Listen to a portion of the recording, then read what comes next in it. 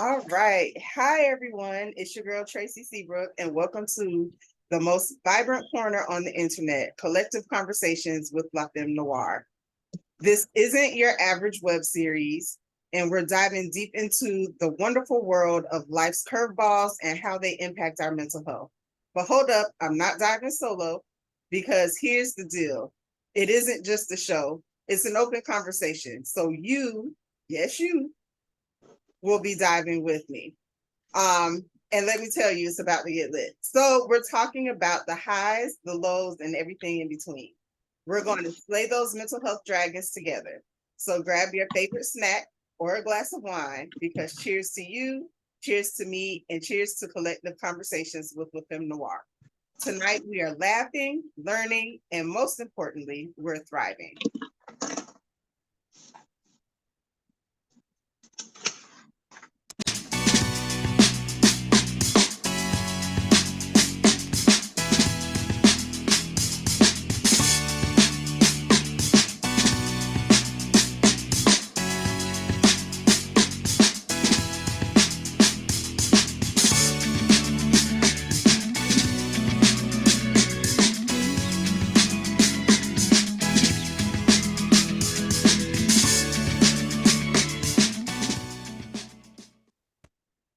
All right. So tonight we are getting skin deep and discussing beauty standards and how they're affecting our mental health.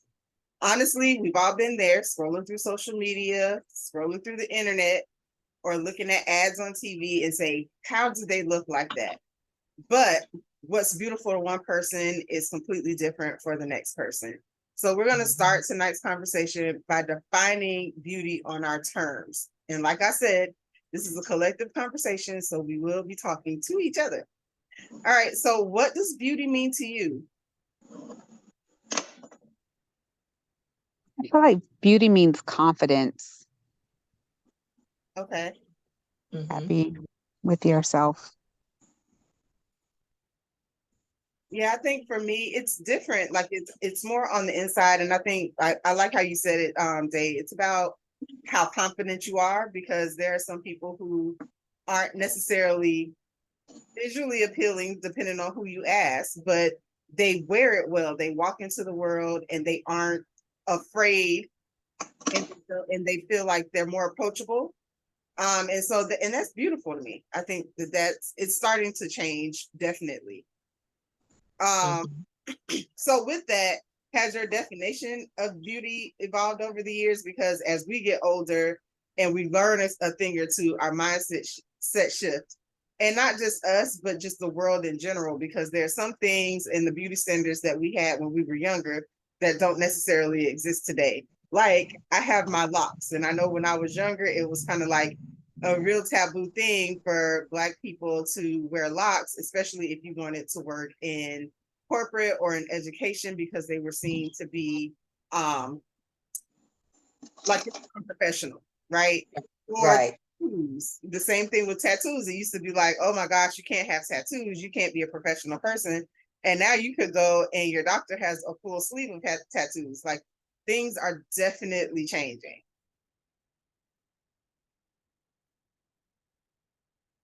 So when we think about these beauty standards, how do you think it impacts our mental health?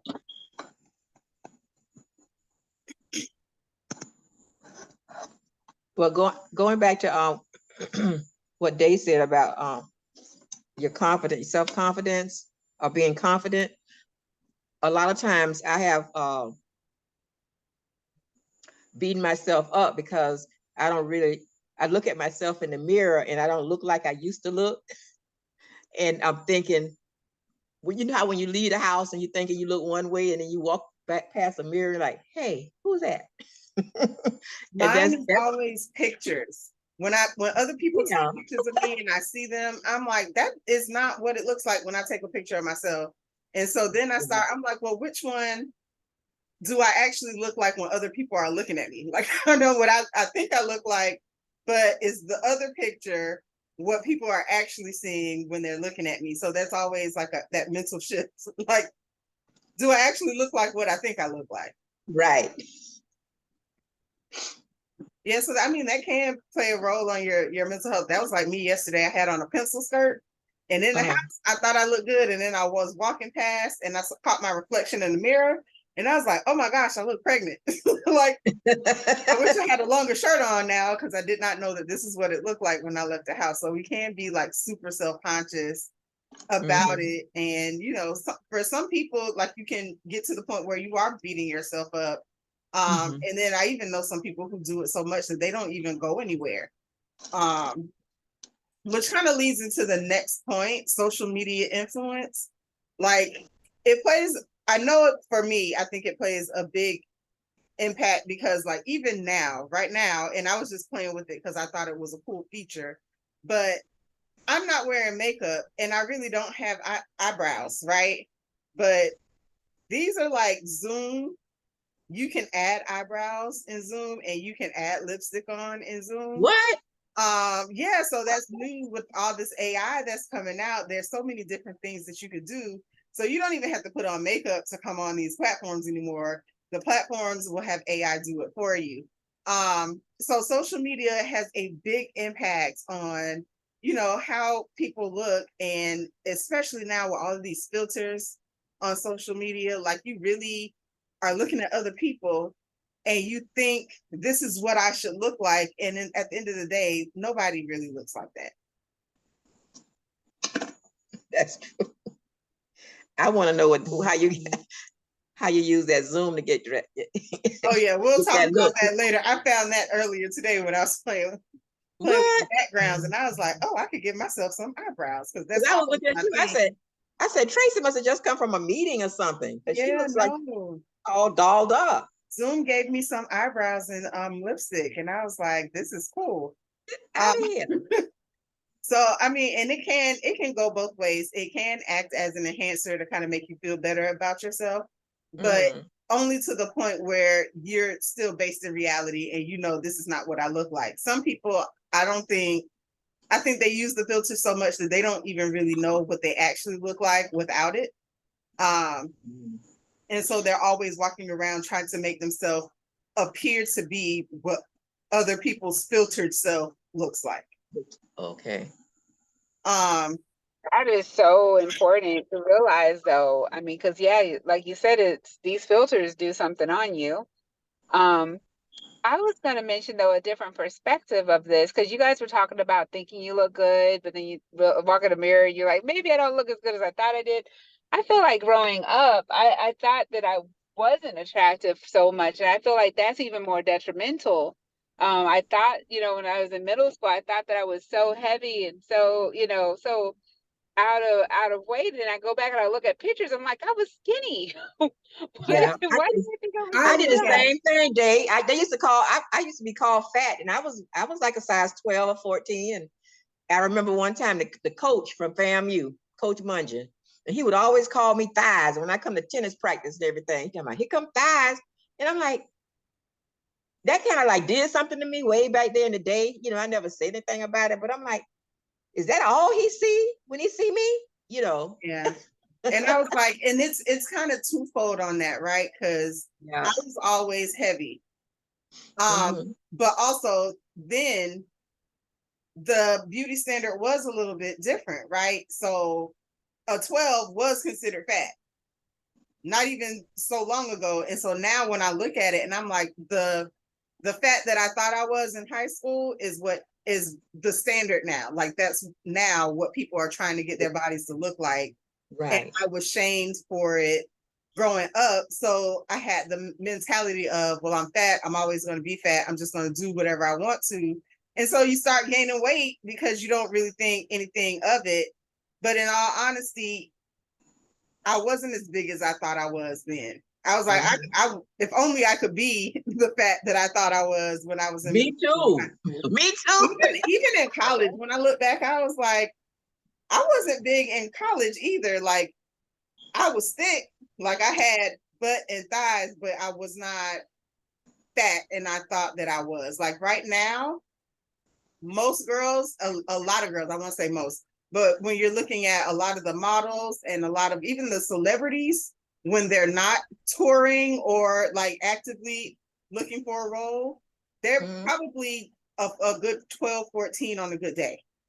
Mhm. That's their normal. And then we see them smaller on screen because they've lost weight for that role, or they lost weight so they could go on tour and look a certain way during that period of time. But when they're not working and not doing those things, they eat and they get up to a good 12, 10, 12, 14, and that's just their natural size. And we aren't really seeing that a whole lot. Right. And people are looking at it like, okay, this is normal, especially when we're talking about the gaze of men as well. Mhm. That played a big role into it. Like, boys were the ones who'd be like, "Ooh, look at you, you fat," and probably compared to the other girls who were all like size 2 and size 4, I was a lot bigger than they were. But now all of those girls are the size that I was, and that's the body type that people are looking for, right? So it just makes it's a real interesting dynamic between what we thought of ourselves, what other people thought of us, and then how the standards have changed. So Day, we cut you off. I'm sorry. I started talking about what happened to me way back in the day. No, that was perfect. That was perfect. Not cut off at all. um so with we have the media influence, but then also media representation. I kind of just tapped in on this because I think about the Beyonce, the Homecoming tour, not this recent one, but Homecoming when she did Beychella, right? And that whole first part of the video series on Netflix, she talked about after she had the twins, Beyonce had gotten up to a good 200 and some odd pounds. Like she had, I think she said she was like 220, right? And Mhm.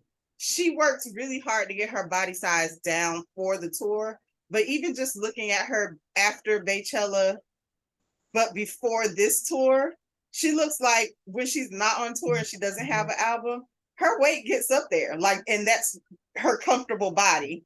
And then, Right. you know, when she goes on tour, she has to put on her tour body because she has to be able to get through and perform. And she's performing all these nights in a row for months on end. So naturally, you know, you're going to lose some weight just in doing that. But when she's not active, she seems to be, I was like, Beyonce could give me a good size 12 on a good day. And I was like, and I love that for her. Like, I'm like, be comfortable in your skin. But that does help too when we're talking, especially when we're talking about media representation. Like, how do we think just seeing bigger people in different things? Because before you couldn't be a singer if you were overweight, and we have Lizzo, right? You couldn't be an actress and be overweight, Dancers.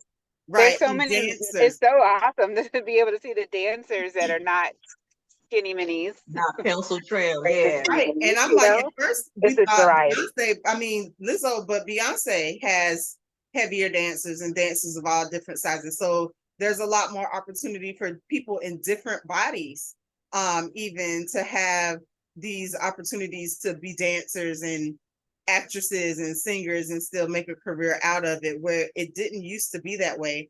So like just thinking about that, how do you think that that's impacting the mental health or even the self-image of our younger kids? Uh, Now, I think that it makes a huge thing, but also there's this whole aura about Gen Z. And I'm sitting here next to my daughter, and I'm a Gen Xer, and I'm gonna tell her if she's gaining weight, right?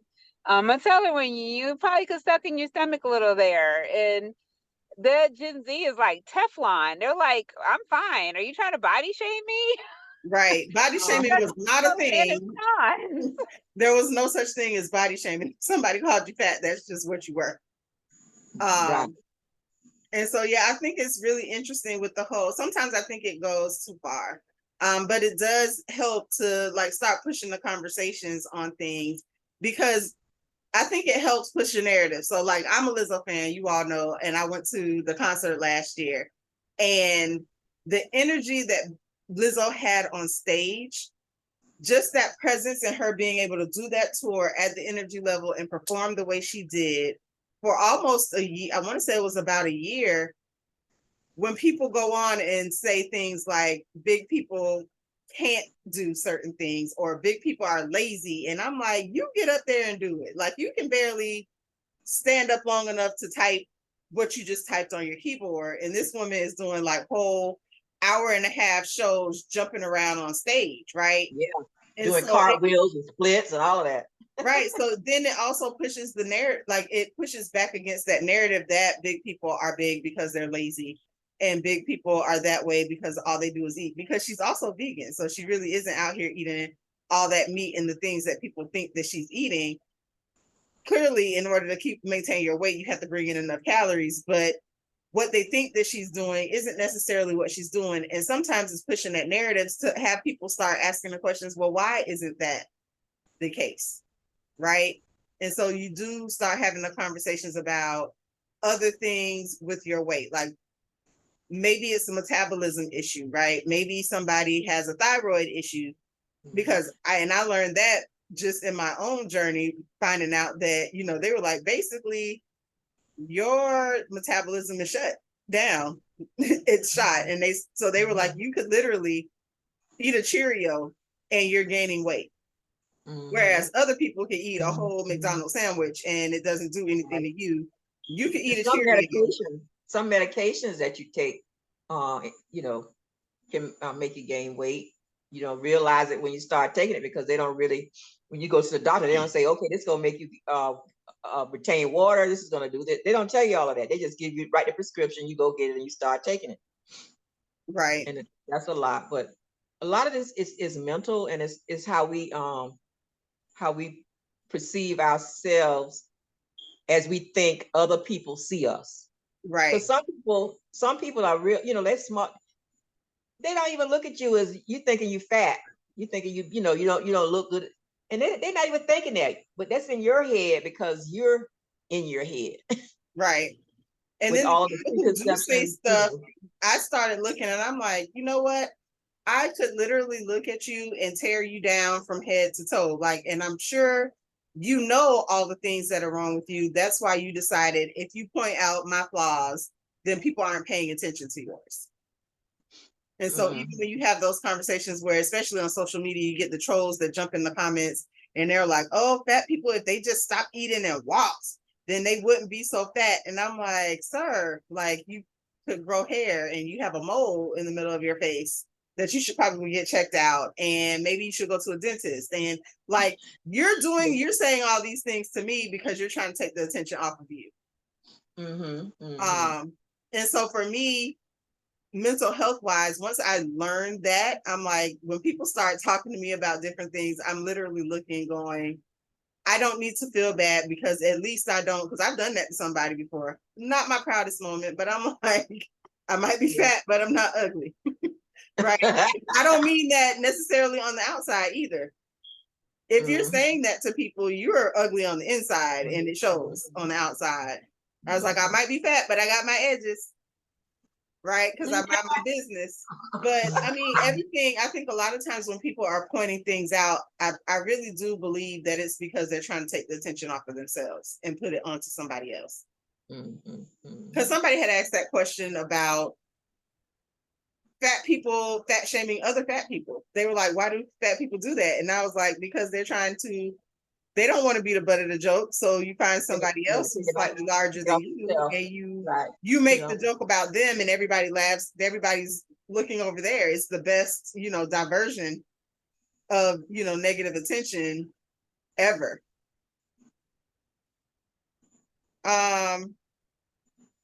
So how do you think we could how do you think beauty norms have been redefined? Because it used to be whatever white women look like was the beauty norm. And I'm just even thinking, like, when I was going to my nutritionist, it was very interesting. She was Colombian, and she opened my eyes to a lot of different things when it came to weight. And one of those things was, when we're looking at and we're talking about like BMI charts and, people's size and, what you should carry, there is a ethnic component to it, right? In some aspects. So sometimes your hip to waist ratio could be different depending on your ethnicity, because that's just the build of people who have your genetic compound, right? But the standard has been whatever was the basically the European standard is what we were all put into the category of. So in general, even if women of color weren't overweight per se, you know, for an example, then they would seem that way because if the measurements were, you know, 24, 22, 26, right? That might not necessarily be the beauty standard because then that means your hips and your butt are too big in proportion to what your, you know, what your top is. Or I've seen people like on social media, especially TikTok, they have these filters and they were like, research has shown people with symmetrical faces are more beautiful. And so there's a filter that shows you what you would look like if your face was, or they show you how symmetrical your face is. And so the further you're away from a 50-50 symmetrical face, you know, essentially it means the less attractive you are. And I'm like, that is absolutely not true, right? Because it is subjective. My face is not going to be symmetrical because for some reason my lips go up more on this side than they do on the other side. And I have moles or freckles on one side of my face that don't exist on the other side. I think those are the things that make people beautiful, the things that are different and stand out. Like I wouldn't look like me if those things didn't exist. So what do you all think about the beauty norms and how they're evolving? Or do we think they're evolving? Or are we still like a lot of times falling, you know, victim to the European standards of beauty? I think we're doing so much better. I mean, I don't know exactly what clicked for myself, but I mean, coming up in the 70s, 80s, it was definitely like a light skin, long hair was the way to go. And we were so entrenched. Like I remember my friend saying, "Oh, I'm gonna marry a white guy because I want my kids to be light skinned." And What? you know, but I caught myself leaving Publix just now, and I wasn't trying to make a point or anything, but I saw this girl that had this beautiful afro and these earrings, and everything was vibing. And in my heart, I was just like, "Oh, she's gorgeous." And that wasn't, I don't think I was like that 15 years ago. I think I was more brainwashed 15 years ago. So I don't know if it's an age thing with me, but I feel like overall, Black women are being recognized for their beauty more and more. Yeah, I think so. I was like, if living in the age where Lupita is one of the most beautiful women on the planet, and I know growing up, Lupita would have been bullied in school. I mean, she probably was. So to go from being bullied in, you know, being bullied in school for maybe possibly your size or your skin complexion to being one of the most beautiful people on the planet, it does show a lot how the beauty standard is starting to shift a little. But I still know some people, I still know some young people like in their late 20s and early 30s who are still doing that whole, I'm going to find a light skinned guy so I can marry him so my kids aren't as dark as I am. Or, you know, I'm trying to find this guy who's Creole because the texture of his hair is looser. So maybe my kids will have a better chance of having, and I'm like, genetics doesn't necessarily work that way. You could absolutely marry that man and have kids and they look exactly like you. Like that's not necessarily how genetics work. But I still know that there's still some, especially younger people, mostly that grew up in the, you know, in the deep South, who still kind of have those same old fashioned beauty standards and things. But I do like that it's changing. Yeah, me too. Me too. So we already kind of talked about the body positivity movement, but let's talk a little bit about like cultural beauty ideals and how even within our culture, the standard of beauty. So even if we took European beauty standards out of the picture, right? Even within our families and our culture, I think some of that too is generational. Because I even think about not just people's biological appearance, but even how they present themselves. Because culturally, we've had this whole conversation, I think about the conversation around Monique making the comments about not wearing the bonnets, right? And so just different things like that. So that is a cultural thing. And I think it is also generational, because I think a certain generation and earlier, you would absolutely never do that. And typically it was because you couldn't go places where white people were and look like that and be let into places, or people made assumptions about your character or the kind of person you were based upon things like if you wore a bonnet or if you had on a suit and tie. And I mean, people do judge you based Can you, on your appearance, but I'm like, you're starting to see more and more people aren't really falling for that. but can we say that both are true? That yes, people shouldn't judge you and make assumptions of you off of your opinion, and you should leave the house looking decent. I mean, Right. I looked at it this way. And this was my stance on it. When I see a person out in public, it's only for a brief second, so I don't know what led to them being there that way. So, right. So if I go to a Walgreens and somebody had on a bonnet, I don't know if they were at home and their elderly parent was like, I really need some cough medicine from the store, and they just jumped up to go run and get it and take it home, right? I really don't have a problem with that, if somebody did that, because in that case, I would rather the parent get the medication than be worried about how long it took me to make sure my hair looked nice, because I really, in that point, don't care what other people think about how I look, because it's not about you, it's about me, helping someone else. So, I mean, I And look at it yeah, that way, like I I don't. agree. Mhm. I agree with that. There are certain places that you're like, I don't know, when you put your bonnet on, to me, you're saying you're not worth my hairstyle. Right, right. And maybe Walmart isn't worth your hairstyle. I absolutely agree with that. And I was like, and see, for me, I'm just like, that is the message that people are, sometimes that is the message they want to send. Who are Yes. you for me to have done my hair? Like, you are not that important to me. And I'm absolutely fine. Some people have a problem with that. I'm absolutely fine with that. I'm like, you know what? Judge you based off of that. Well, apparently I You wasn't know, important enough for your hairstyle. It kind of right. goes both ways, right? I'm okay. Like, It would if be, somebody was going to a wedding later today and they wanted to make sure that their hairstyle from yesterday was still fresh for the wedding this afternoon, and they wanted to run to the Walmart is not worth me messing up my hair before I go to this wedding. So I'm gonna put I'm fine. I get that. I'm not mad at it. you know what? It would be interesting to have like a panel or a whole group, like a group of people sitting together, like in a row, and somebody walk past, and to hear what's going on in their minds, what they're thinking about that person and what they have on, and then it kind of like comes out verbally, comes out loud with everybody. What you were thinking about, what they were. Right.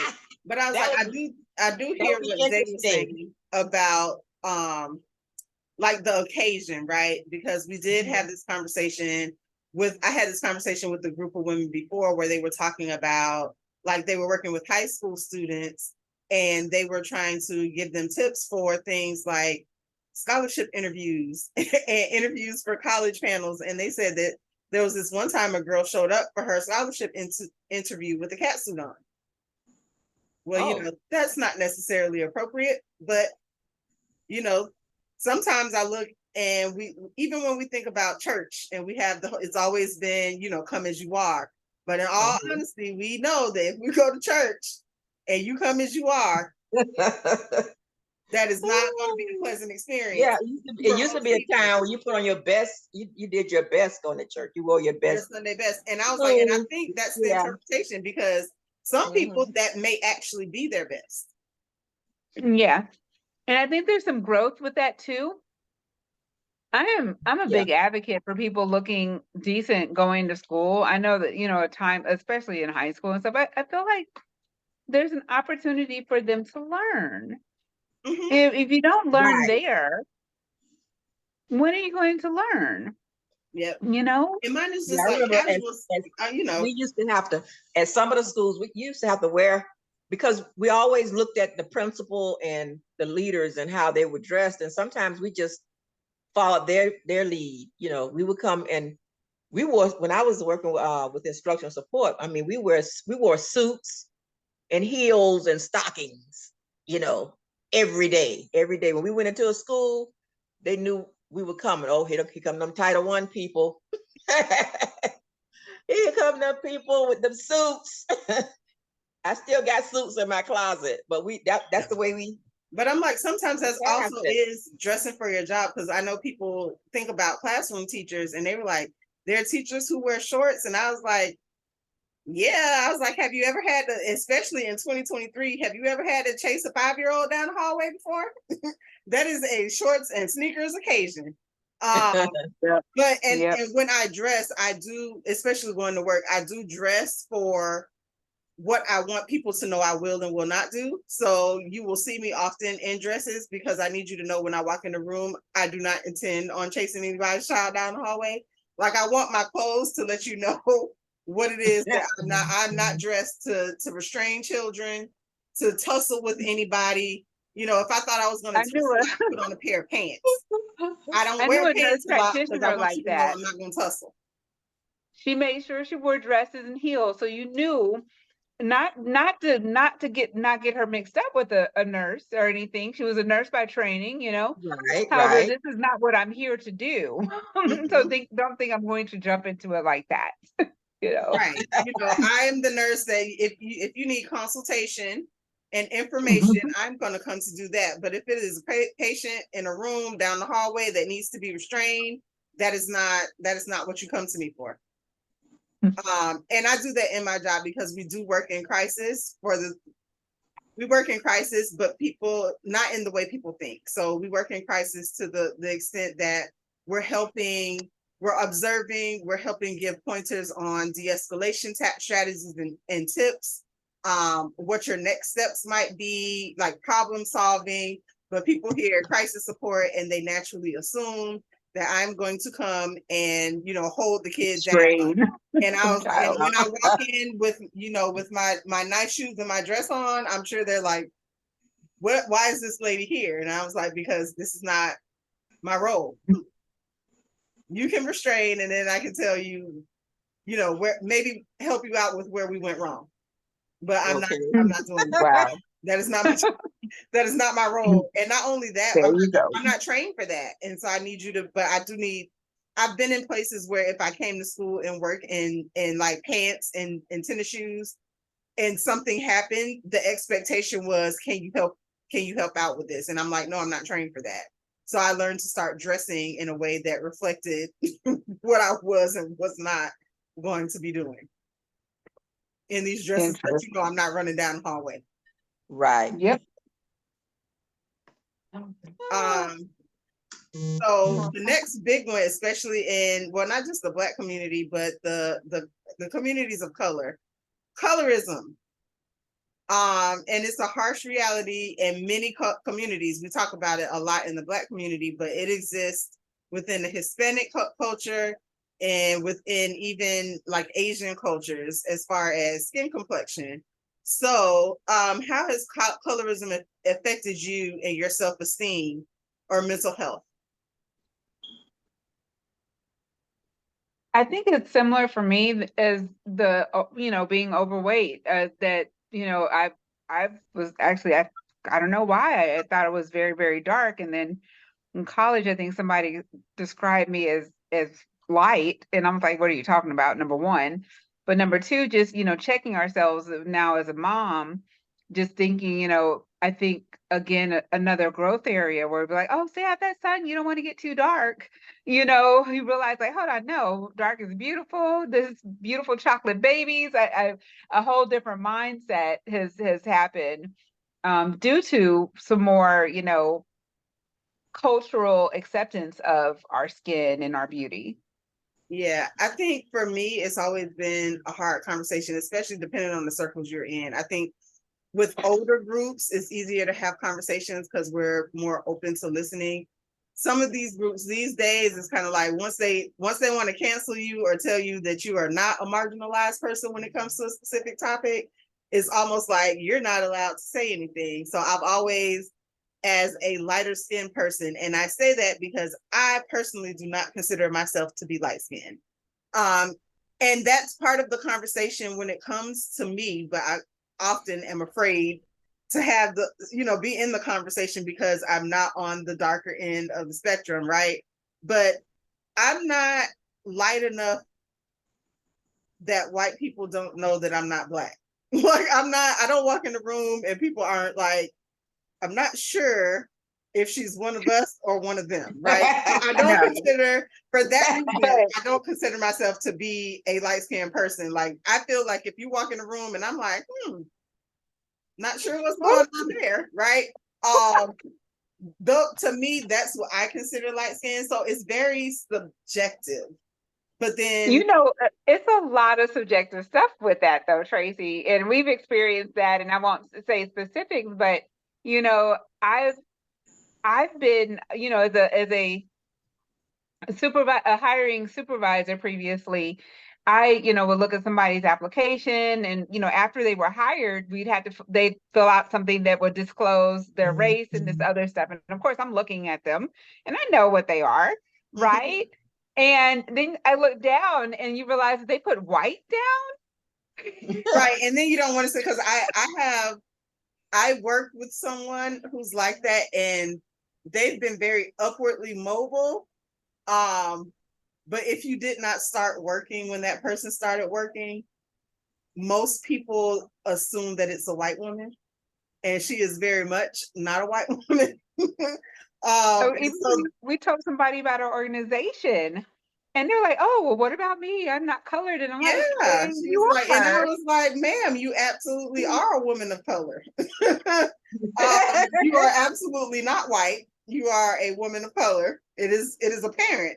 And so that's, some people, and that's what I consider to be light skin. When you're walking in room is in spaces where it's unclear to white people. And I say that because often Black people, even if you are very light skinned or even, I hate to say white passing, we typically still know because there are other phenotypical tells that we're usually able to. Sometimes your nose, your shape of your eyes. The person I was talking about that I worked with, we were walking outside one day leaving the meeting and it started to drizzle. And the first thing she did was reach for the back of her hair, and I cracked up. Because I was like, I know what you're saying, because I was like, if it rains too hard, your hair is gonna do something different and the jig will be up. Like everybody will know. Right? Everybody will know. I already know, but it's kind of like she looked at me and I looked at her and we both just burst out laughing. And I'm sure people thought we were crazy in the parking lot, but that was kind of like the tell for me. And I was like, I knew it. I absolutely knew it. And I was like, and still to this day, a lot of people do not know that she is a woman of color. And I was like, and sometimes I think at work, she definitely uses it to her benefit, but she also, because it gets her into spaces, but when she does, she very much advocates for people of color. And I love that. But yeah, when it comes to colorism, that's what I feel about it. It's very subjective. And I think we need to start creating more spaces, less spaces where we're canceling people and more spaces where people are able to voice their opinions, because a lot of times they're like, colorism is kind of like racism. White people can't talk about racism, but Black people can. When it comes to colorism, dark-skinned people can talk about colorism, but it's not something that happens to light-skinned people. And I was like, that is a very interesting question. I was like, but if you ask light-skinned people, that is not necessarily the case. Things do happen to Black light-skinned people because they're light-skinned. And people don't often want to listen to those conversations. I think one of the best,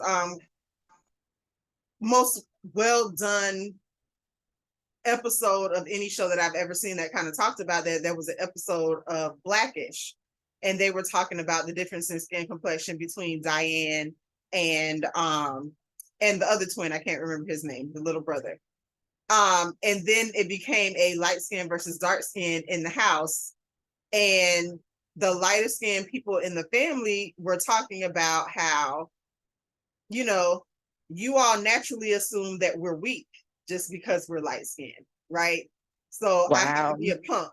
And that's, you know, what the son was saying, because I'm light skinned, you treat me like I'm a punk and I can't stand up for myself, because that's kind of the mentality that people have. And then you also have the thing of people have this whole tale of light skinned people get things because they're light skinned, right? They let you in the room because you're light skinned. And I was like, what does that do to the light skinned people who have worked really hard to get to get where they are and are super talented and are actually very smart? And then to turn around and be like, well, you know, the only reason they hired you is because you were light skinned. And it was like, it wasn't because I went to school for 18 years first and wrote all of these articles and I worked, you know, 17-hour days. Like none of that had anything to do with it. It was only because I was a lighter skinned person. So I think it does go both ways, but in a lot of circles, we're not ready for those conversations. But I do, like for me, I recognize that, and it comes with age. I've recognized that there are some white people who are more comfortable asking me questions about race. And I think the reason they feel I'm comfortable is because of my skin complexion. But I don't think that that's anything that I had control over. And like I said, just like the person I was talking about before, if you're going to have something, use the privilege to your advantage, right? So if there are white people who look at me and because of my skin complexion, they feel like they're more comfortable to come and ask me questions about race or ethnicity, I am happily going to educate them. Like I'm not going to shut them out. I'm happily going to educate them because I need them to know better the next time.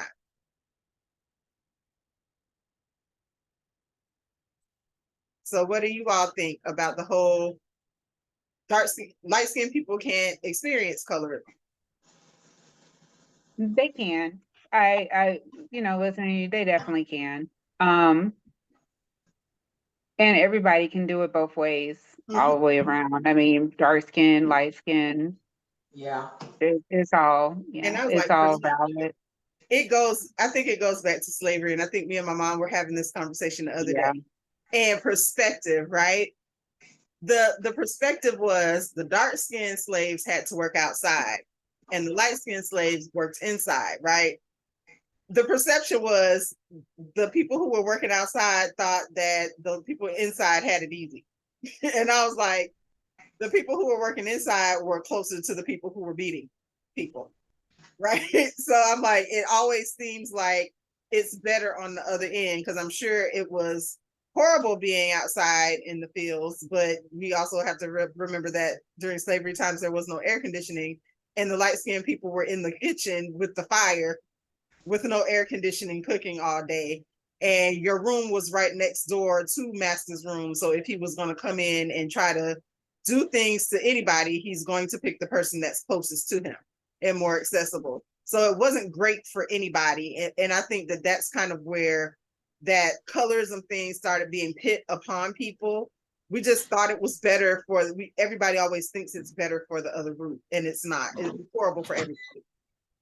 And it goes deeper than that. It's been used from time to time throughout history to pit people against each other. Absolutely. And not just with slavery. I mean, we can talk about Rwanda and the Hutus and the Yes. Tutsis. And at some level, a lot of West Africans that came over in slavery were dark skinned blacks. And we realized that the reason why there was light skinned people was because of what the slave masters were doing. So I mean, there's different levels of that too. The fact that we have your documented rape in our DNA, it's Right. something. Right. When we're all doing our DNA kits and I'm looking and it's like one thing if it was later on, it was after loving and you just had, two parents that fell in love that just happened to be a different race, right?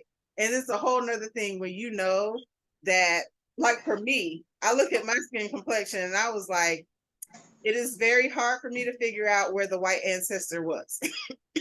You have to start asking questions. It's like I have 2 Black parents. I have 4 Black grandparents. I have 8 Black great grandparents.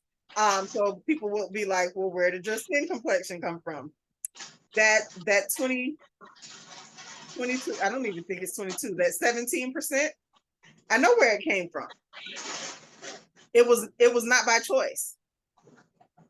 That's how that got there. And that's even an interesting road, to go down. But I'm like, that really is, that's how that got there. It wasn't by choice.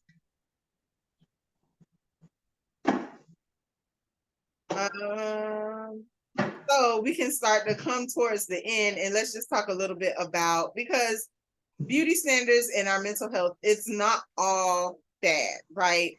So there's a lot of different ways that we can use beauty rituals as self-care or ways to make us feel better about ourselves. So what are some beauty rituals we have? And I love that my auntie Sherilyn is here as our resident Mary Kay expert, who is always in on those skincare products.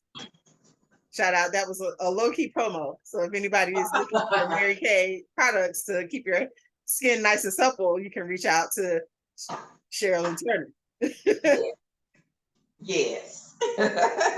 So I do think we talk a lot about, how people look in our beauty and how a lot of things do make us feel bad about ourselves, right? But we can also use self-care as a way to build ourselves up. And I mean, skincare and even makeup to build ourselves up and make us feel better about ourselves. So what do we think about that? I think that's an important part. Even though I'm not doing as much with my skincare products as I should be doing, but I do. When I talk to people about our products, I know they work because I've used them, and I know how it makes me feel. Like, cause I call my sister in the morning sometime, and I say, okay, I'm in the mirror, and I'm trying to work a miracle right here with my Mary Kay. And so, it could be part, with the makeup and stuff. It could be the skincare. It can be a part of your, your regular days regiment. And I feel like I've done something when I get up in the morning and I wash my face and I put on my moisturizer, or if I do a mask, I feel like I've done something for the day, especially for us retired people. You have to have a plan for your day, and starting out with a healthy skin regimen is really good for your psyche. Absolutely. What about you, Day? I would say the same thing. I mean, I get up and I do my necessaries daily and such, but I would say about once a week when I'm really on my game, I spend the time that I just have an extended time in my bathroom, and that's when I do my mask and exfoliation and stuff, and it does make you feel good. I also make my own lotion, and that's, kind of fun and therapeutic. Or, the whole family uses our little shea butter, coconut oil, creams and such. And then hair. One thing I've never been, and I know some people, it does so much for their mental health, going to salons, beauty salons, hair and nails, that's never been a relaxing thing for me. I like to get my hair and nails done. However, I'm not one that's like, oh, I want to go spend all day at the hair salon. This is so therapeutic. No. And actually now I have somebody who will do my hair while I type on the computer, and that makes me happy because productivity makes me happy. So okay. That's good. I love how you brought that up, because it is different for different people. I go through cycles. So when I want to say in my early 20s, like I had never really been one to have, that standing hair appointment. But for some reason, after I started teaching, I had gotten to the point where I had I had my stylist and I had my standing appointment. So when I left, I knew that in 2 weeks I was coming back to get my hair washed and trimmed. And you know what? It really did make my hair grow a lot and look really nice. So I got to that. There have been times that I go and I'm like, I'm getting my nails done every 2 weeks. And then there's times where I'm just like, I'm not spending that money, but I love to do a good home pedicure and soak my feet. Or like I said, put a like you all were saying, put a good mask on a Sunday.